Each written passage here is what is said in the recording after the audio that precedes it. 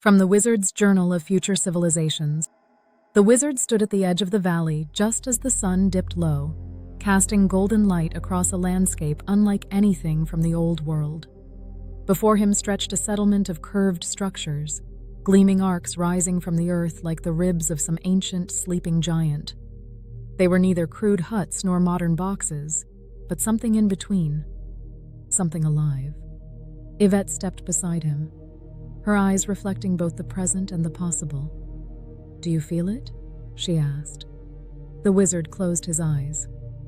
"Yes, it hums. The return of the arches." These were the living arches, descendants of what the old world once called Quonset huts, themselves echoes of even older forms. The Nissen huts, the Roman vaults, and the forgotten domes of desert civilizations. But here, they had evolved. No longer seen as temporary shelters, they had become the primary architecture of resilience. No corners to trap stress, no flat faces to resist the wind, no wasted space. Each structure bent gracefully with nature, not against it. The storm that could not break them. The wizard remembered the old cities, fragile grids of wood and angles, vulnerable to wind, fire, and time. But here, storms passed like whispers. The curved shells, deflected hurricane-force winds dispersed energy into the ground, stood firm where others once failed. Yvette gestured toward one structure. "That one has stood for 80 years. No major repairs," the wizard smiled. "Because it was built with understanding, not just materials. The breath of the earth. Beneath the arches lay another secret. A network of underground passages, earth tubes, stretched like roots beneath the settlement. Air entered through stone towers at the perimeter, traveled silently through cool soil, and emerged inside each structure, already tempered by the earth itself. No compressors, no artificial strain, just balance. Summer, Yvette said. We cool by 20 degrees or more. Winter, we warm. The earth does the work."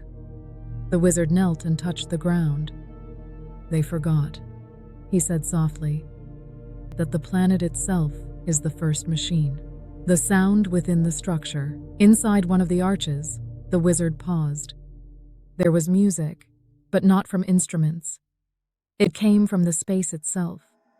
A tone pulsed gently through the chamber. The curved walls guided it, shaped it, returned it. "This is not just architecture," the wizard whispered. "This is an instrument." Yvette nodded. "The arches carry frequency. We tune them." The healing chambers. Within certain structures, the purpose became clear. People sat quietly, eyes closed, bathed in harmonic tones. The frequencies, aligned breath calmed the nervous system, synchronized heart rhythms. The very geometry of the building amplified and distributed the sound evenly. No harsh echoes, no chaotic reflections, only coherence. "The old world used machines to fight imbalance," Yvette said. "We use structure to restore harmony. The Triad of the new civilization." The wizard turned slowly, taking it all in. 3 systems, working as one. Earth underground tubes, regulating temperature. Soil, acting as thermal battery structure. Arch forms distributing force buildings that cooperate with nature. Frequency sound, shaping the human experience. Geometry, guiding resonance. He spoke quietly. "This is not technology. It is alignment. The hidden network. Beneath the surface, more pathways extended. Airflow channels, water systems, data lines, thermal loops, all integrated into a single underground grid.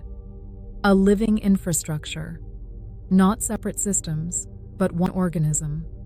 The lesson of the arches. As twilight deepened, the wizard wrote in his journal, "The old world built structures that resisted nature. The new world builds structures that participate in it." He paused, then added, "Strength is not in rigidity, but in flow." Closing reflection. Yvette looked toward the horizon. "Do you think people are ready for this?" she asked. The wizard chuckled softly. "They've always been ready. They simply forgot."